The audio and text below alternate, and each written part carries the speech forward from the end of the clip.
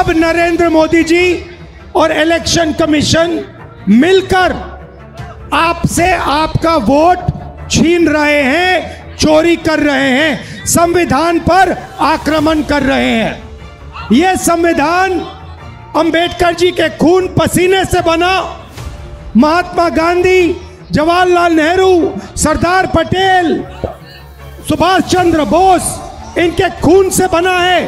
नमस्कार, माझ्या विचारपीठावरती आपले मनपूर्वक स्वागत। मित्रांनो, केंद्रात राहुल गांधी आणि महाराष्ट्रात ठाकरे बंधू आणि प्रकाश आंबेडकर अशा पद्धतीचं जर संमिश्र चित्र आपल्याला येणाऱ्या स्थानिक स्वराज्य संस्थांमध्ये किंवा 2029च्या निवडणुकांमध्ये हे जर चित्र आपल्याला पाहायला मिळालं तर महाराष्ट्रामध्ये आणि देशामध्ये एक वेगळ्या पद्धतीचं सामाजिक मूल्यावरती आधारलेलं राजकीय आणि सामाजिक वातावरण आपल्याला पाहायला मिळेल। खरं तर आज आपण कोणत्या शतकात जगत आहोत? काय असं झालेलं आहे की जेणेकरून राजकीय क्षेत्राबाबतीत आज माणूस उदासीन बनत चाललेला आहे? काल परवा विधानसभेमध्ये महायुतीनं प्रचंड बहुमतानं महाराष्ट्रामध्ये सरकार स्थापन केलं, परंतु हे चोरीवरती, मतदानाच्या चोरीवरती निर्माण झालेलं महायुती असं संजय राऊत म्हणत आहेत।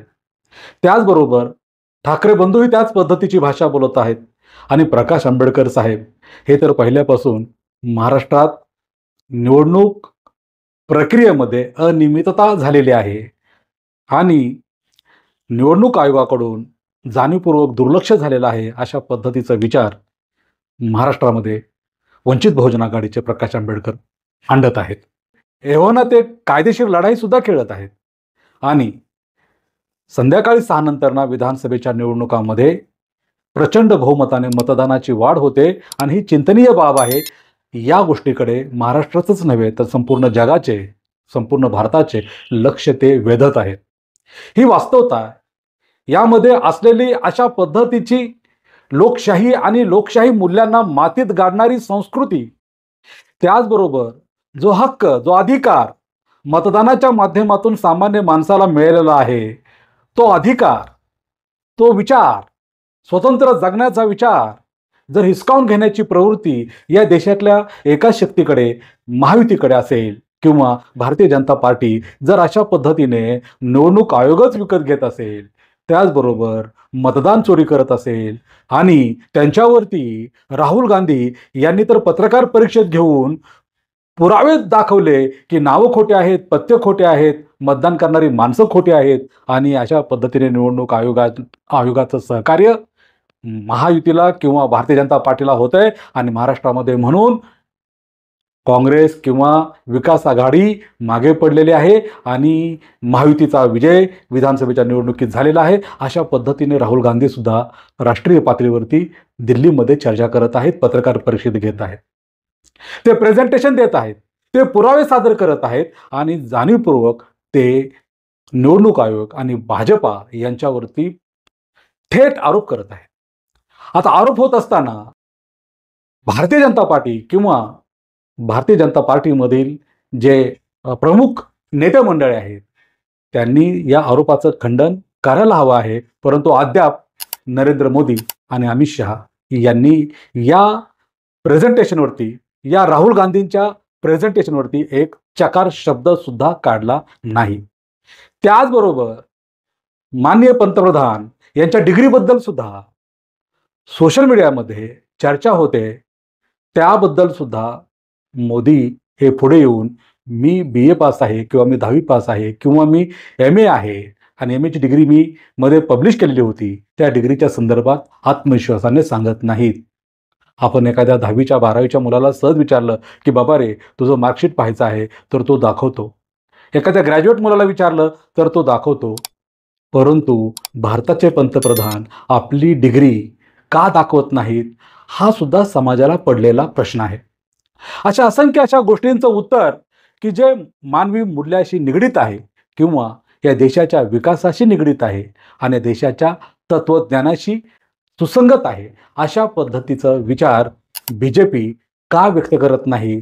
त्याचबरोबर ऑपरेशन सिंदूर या माध्यमातून सुद्धा आपली विमानं किती पडली किंवा आपली आर्थिक हानी, आपल्या सैनिकांची हानी किती झाली या संदर्भात सुद्धा व्यवस्थित किंवा रोखठोक आणि पारदर्शक माहिती का देत नाही, अशा असंख्य प्रश्नांना बीजेपी स्वतःकडे का ओढवून घेते आहे, ही खरी चिंतनीय बाब आहे. आणि म्हणून या देशामध्ये एकीकडे चाललेली ही दडपशाही, हुकुमशाही, धर्माच्या नावाने, देवाच्या नावाने आणि मंदिराच्या नावाने चाललेला जो काय आहे, जो काय सांस्कृतिक माणसावरती हल्ला होत आहे, या संदर्भामध्ये परखडपणे बोलणाऱ्या माणसांना किंवा या विचारधारेच्या विरोधामध्ये लढणाऱ्या माणसाला ईडी, सीबीआय किंवा त्यांच्या पाठीमागं पोलीस यंत्रणा लावून त्या माणसाचं जीवन अस्वस्थ करून टाकण्याचं काम या देशामध्ये होत आहे. आणि याच अदृश्य शक्तीच्या विरुद्ध, या विषमतावादी शक्तीच्या विरुद्ध राहुल गांधी यांनी देशभर जे बंड उभा केलेला आहे, आता त्यांची बिहारला मतदान अधिकार यात्रा चालू आहे, त्या माध्यमातून ते म्हणत आहेत की डरो मत, या देशामध्ये सगळ्या प्रकारची लूट चाललेली आहे, परंतु मतदानाची लूट मी होऊ देणार नाही. आणि म्हणून मित्रांनो, आपल्याला आपल्या मताचा अधिकार जर कोण त्यांच्या ताकदीवरती हिरावून घेत असेल तर देशामध्ये लोकशाही काय कामाची आहे, आणि म्हणून लढलं पाहिजे. परंतु लढणारी माणसं आपल्याला महाराष्ट्रामध्ये आणि देशामध्ये हातावर मोजण्या इतकीच दिसत आहेत. काँग्रेसमध्ये एकटे राहुल गांधी दिसत आहेत, महाराष्ट्रामध्ये ठाकरे बंधू आणि त्याचबरोबर प्रकाश आंबेडकर व्यक्तिगत पातळीवरती अशा सामाजिक, सांस्कृतिक, आर्थिक अन्यायाच्या विरुद्ध आवाज उठवण्याचं काम करत आहेत. उलट महाराष्ट्रामध्ये आता या सर्वच सामाजिक विचाराच्या पक्षांनी खऱ्या अर्थाने एकमूट, एका दिलानं, एका मनानं एकत्रित येऊन जर खऱ्या अर्थाने काम उभा केलं तर देशामध्ये लोकांचं सरकार निर्माण झाल्याशिवाय राहणार नाही. आज देशाला सामाजिक विचाराच्या पक्षांची गरज आहे. आज इथं देवालयाची किंवा इतर धर्माची किंवा धर्माच्या नावाने लोकांना इमोशनल करण्याची गरज नाही आहे, तर इथं देवालयाच्या बरोबर ग्रंथालयाची गरज आहे. त्याचबरोबर इथं रोजगाराची सगळ्यात मोठी प्रमुख भूमिका आहे. आम्हाला काळा पैसा भारतात आणतो अशा पद्धतीच्या ग्वाही 2014ला आश्वासनं देण्यात आली, परंतु 1 रुपया सुद्धा भारतात आला नाही. उलट जर तो पैसा आला, त्याचबरोबर भारतामध्ये फ्रॉड करणाऱ्या लोकांच्या माध्यमातून जवळजवळ 200 ते 300 लाख कोटी रुपये एवढा पैसा या देशामध्ये येऊ शकतो. तर त्यातून प्रामुख्याने रोजगार हमी, त्याची गॅरंटी आता आपल्याला आणि आपल्या भारतातल्या युवकांना, महाराष्ट्राच्या युवकांना हवी आहे. तरच खऱ्या अर्थाने या देशामध्ये रोजगार हमी तयार होईल आणि दारिद्र्य दूर होईल. आज आपला भारत देश आर्थिक पातळीवरती, जागतिक पातळीवरती 3ऱ्या क्रमांकाचा होणार आहे अशा पद्धतीचं बोललं जातं, परंतु आजही आपल्या देशामध्ये झोपडपट्टीचं, दारिद्र्य रेषेचं अतिशय मोठं, आपल्या या अवस्थेला कारणीभूत असणाऱ्या राजकीय व्यवस्थेला आपण आता सगळ्यात महत्त्वाच्या या मागण्या करायला हव्या आहेत की आम्हाला तुम्ही रोजगार हा कंपल्सरी दिलाच पाहिजे. त्याचबरोबर शैक्षणिक शिक्षणामध्ये वैद्यकीय असेल, इंजिनिअरिंग असेल, या अशा महत्त्वाच्या, संगणकीय असेल, अशा महत्त्वाच्या शिक्षणामध्ये आम्हाला एक उत्तम शिक्षण आणि तेही मोफत मिळालं पाहिजे. शिक्षण क्षेत्रात चाललेला जो काही भांडवलदारी व्यवस्थेचा गोरखधंदा आहे, शिक्षण संस्था जे काही अभिमत विद्यापीठं आहेत त्याच्यावरती शासनाचं नियंत्रण पाहिजे आहे. त्याचबरोबर गावागावामध्ये खाजगी ग्रंथालय होत आहेत आणि ते ग्रंथालय गावातील लोक, शहरातील लोक, MPSC UPSC अभ्यास करणाऱ्या खेड्यापाड्यातल्या मुलांना 2-2 हजार रुपये दरमहा आकारत आहेत.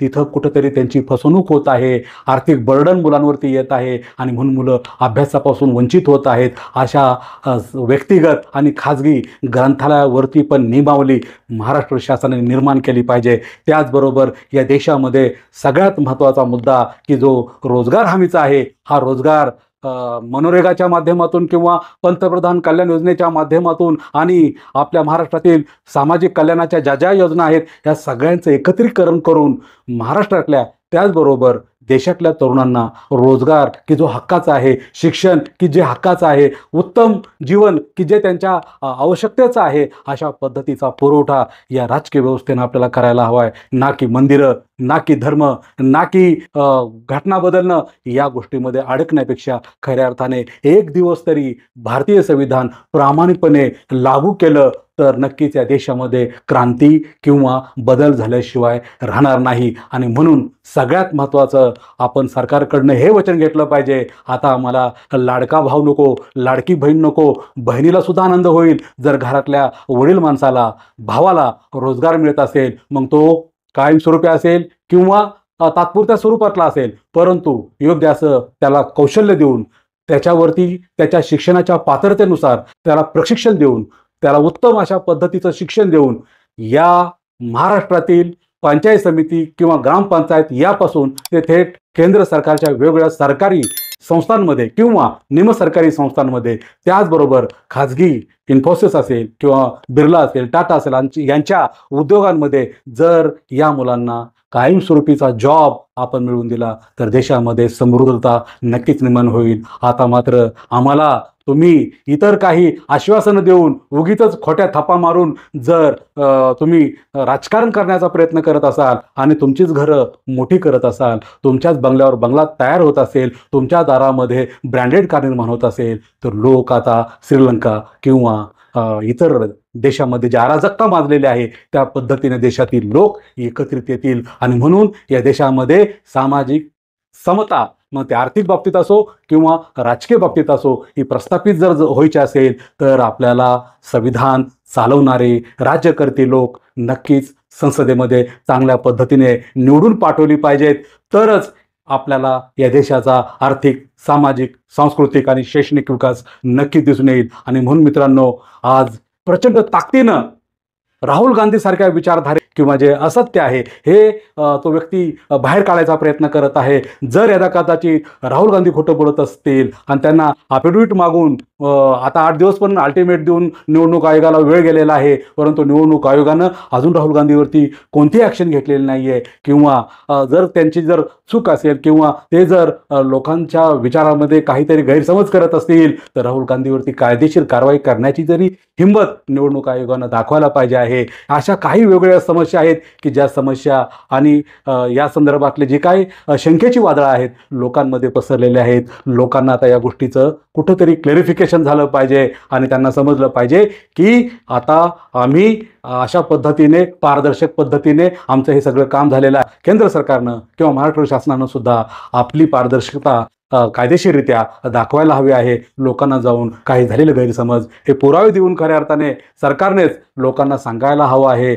अशा पद्धतीने बदल झाला तरच सरकारवर किंवा ह्या शासकीय यंत्रणेवरती लोकांचा विश्वास राहील, ना की उगीच शेतकऱ्यांचं कर्ज माफ करतो किंवा बेरोजगारांना आम्ही नोकरी देतो किंवा लाडकी बहीण योजना, अशा योजनेला भुलून जर आपण सरकार आपल्याला पैसा देत आहे म्हणून जर आपण तो पैसा घेत राहिलो तर देशाची आर्थिक व्यवस्था ढासळेल, त्याचबरोबर GDP पण त्या माध्यमातून ढासळेल. परंतु देशातल्या तरुणांना, तरुणींना जर कायमस्वरूपी रोजगाराची हमी दिली तर जपानसारखी आपण सुद्धा आधुनिक क्रांती करू. विदेशामध्ये कायमस्वरूपी रोजगाराची हमी दिली जाते, त्याचबरोबर उत्तम शिक्षण मोफत दिलं जातं. या 2 गोष्टीवरती आज लढणं गरजेचं आहे, तरच राजकीय व्यवस्थेला अर्थ प्राप्त होईल. नाही तर पूर्वीचा 1000 वर्षापूर्वीचा मनुवादी काळ बरा होता असं म्हटलं तरी वावगं ठरणार नाही. आणि म्हणून आपल्या या महाराष्ट्रामध्ये मी असं म्हणेल की या देशातल्या सामाजिक विचारानं क्रांती करणाऱ्या आणि जनतेचं सर्वांगीण अशा विचारधारेतील पक्षांना आपण आता संधी द्यायला हवी आहे. हाच विचार डोळ्यासमोर ठेवून खऱ्या अर्थाने महाराष्ट्रातील ठाकरे किंवा महाविकास आघाडी किंवा प्रकाश आंबेडकर यांच्या माध्यमातून आणि त्याचबरोबर केंद्रामध्ये राहुल गांधी यांच्या माध्यमातून विचारधारेतून जर या स्थानिक स्वराज्य संस्थेमध्ये विचार झाला तर परिवर्तन नक्कीच होणार आहे. हाच विचार या ठिकाणी व्यक्त करतो. Please keep watching and sharing equality YouTube channel. धन्यवाद. Thank you very much.